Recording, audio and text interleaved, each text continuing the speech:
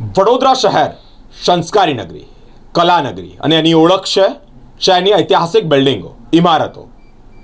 શહેરની મધ્યમાં માંડવી, લહેરીપુરા ગેટ, ન્યાય મંદિર, ચાંપાનેર, આ અનેક બિલ્ડિંગો જે પૂર્વે મહારાજાની દેન હતી, પરંતુ હાલ અત્યારે તેની દેખરેખ રાખવામાં, તેની જાળવણી કરવામાં તંત્ર નિષ્ફળ હોય તેવું લાગી રહ્યું છે.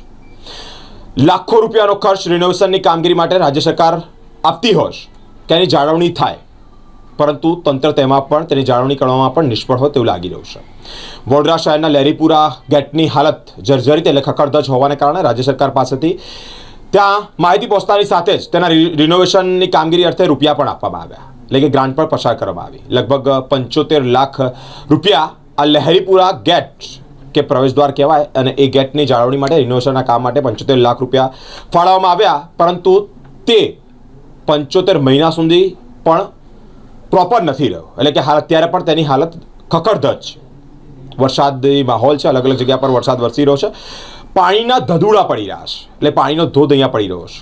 કહેવાનો મતલબ છે કે જે કામગીરી કરી હતી તે બિસ્માર હાલત કહેવાય કે ખખડધજ હાલતમાં હતા. તેની રિનોવેશન પણ કરવામાં આવ્યું અને તંત્ર નિષ્ફળ રહ્યું છે કામગીરી કરવામાં, વ્યવસ્થિત કામગીરી કરવામાં નથી આવી. અલગ અલગ રીતે માંડવી હોય, ન્યાય મંદિર હોય કે પછી ચાંપાનેર હોય, આ તમામ પ્રવેશદ્વારોની હાલત અત્યારે જર્જરિત હાલતમાં છે. તંત્ર અને જાળવણી કરવામાં નિષ્ફળ હોય તેવું લાગી રહ્યું છે. રાજ્ય સરકાર અને કેન્દ્રની સરકાર પણ ઐતિહાસિક હેરિટેજ જે બિલ્ડિંગો છે તેની જાળવણી માટે પૈસા નાખતી હોય છે, એટલે કે ગ્રાન્ટ ફાળવતી હોય છે, પરંતુ વડોદરા મહાનગરપાલિકાની વાત કરીએ તો તંત્ર હાલ અત્યારે આ જાળવણીમાં નિષ્ફળ હોય તેવું લાગી રહ્યું છે. લહેરીપુરા ગેટની વાત કરીએ તો છતની રિપેરિંગ માટે લગભગ 75 લાખ રૂપિયાનો ખર્ચ કરવામાં આવ્યો છે, પરંતુ આ જ છત 75 મહિના પણ ટકી નથી. 2021માં વરસાદને કારણે કથિત છત તૂટી પડી છે. રિનોવેશન વખતે છત પર પતરા લગાવવામાં આવ્યા હતા, તે હજી પણ રિપેર કરવામાં નથી આવ્યા. હાલ અત્યારે વરસાદી માહોલ છે, સીધું પાણી નીચે ઉતરી રહ્યું છે. રીતસરના પાણીનો ધોધ વહી રહ્યો હોય તેવા દ્રશ્યો પણ સામે આવી રહ્યા છે. કોર્પોરેશનના અધિકારીઓ કે નેતાઓના પેટનું પાણી નથી હલતું. રાજ્ય અને કેન્દ્રની સરકાર હેરિટેજ ઇમારતોનું જતન કરવા માટેના પ્રયત્નો કરે છે, પરંતુ ક્યાંક ને ક્યાંક વડોદરા મહાનગરપાલિકામાં આ હેરિટેજ ઇમારતોની જાળવણી કરવામાં કોઈ તંત્રને રસ ન હોય, રસ જ નથી તેવું લાગી રહ્યું છે. ન્યાય મંદિર અને લાલકોટની હાલત પણ તંત્રના પાપે દયનીય થઈ છે. રાજ્ય સરકાર દ્વારા ઐતિહાસિક ન્યાય મંદિર અને લાલકોટની ફાળવણી માટે પણ વીએમસીને જાણ કરવામાં આવી છે, પરંતુ તેની જાળવણી કરવામાં પણ તંત્ર ભારોભાર સુસ્તી દાખવી રહ્યું છે. હું કહીશ કે વડોદરામાં જ્યારે 1952માં ગાયકવાડ પરિવારે આપણો ઐતિહાસિક વારસો મહાનગરપાલિકાને સોંપ્યો, ત્યારથી કે આજ દિન 2025 સુધી મહાનગરપાલિકાની સતત ઉદાસીનતા રહી છે. શહેરની અંદર 132 હેરિટેજ પ્લેસીસો આવેલા છે. કદાચ આખા ગુજરાતમાં નહીં, આખા ભારતમાં પણ આટલા હેરિટેજ પ્લેસ નહીં હોય. આજે વડોદરા હેરિટેજ સિટી તરીકે પણ જે આગળ આવવું જોઈએ એ આવી શક્યું નથી. કેમ? તો મહાનગરપાલિકાની ઉદાસીનતા અને શિસ્ત નેતાગણને લીધે. આજે વડોદરા પહેલાં 4 દરવાજા કોટમાં આવેલું હતું, કે જે 4 દરવાજા છે ને વચ્ચે માંડવી છે, એની વચ્ચે આખું વડોદરા હતું. તે 4 દરવાજાની કોટો તો તોડી નાખી, પણ આજે જે આપણે લહેરીપુરા દરવાજા પાસે ઊભા છે એ લહેરીપુરા દરવાજાનું વર્ષ 2017માં 75 લાખ રૂપિયાના ખર્ચે રિસ્ટોરેશન કરેલું.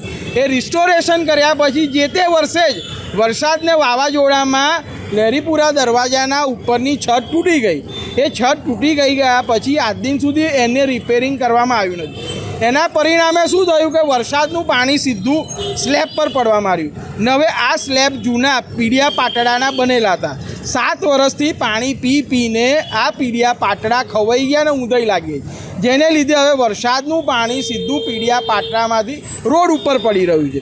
હવે આગળ જતાં થશે શું? જે રીતે માંડવી દરવાજાનો પિલ્લર જર્જરિત થયો, તિરાડો પડીને હવે 4 બાજુથી તૂટી ગયો, એવી રીતે આ લહેરીપુરા દરવાજાની પીડિયા પાટડા પડશે અને કોઈ મોટો અકસ્માત સર્જાશે. તો વડોદરા મહાનગરપાલિકાને છેલ્લા 10 વર્ષથી અમે જણાવતા આવ્યા છીએ કે હેરિટેજ વારસાનું રિસ્ટોરેશન કરો, યોગ્ય હેરિટેજ ટીમ બનાવો, પણ મહાનગરપાલિકા આજ દિન સુધી કોઈ કામગીરી કરતી નથી.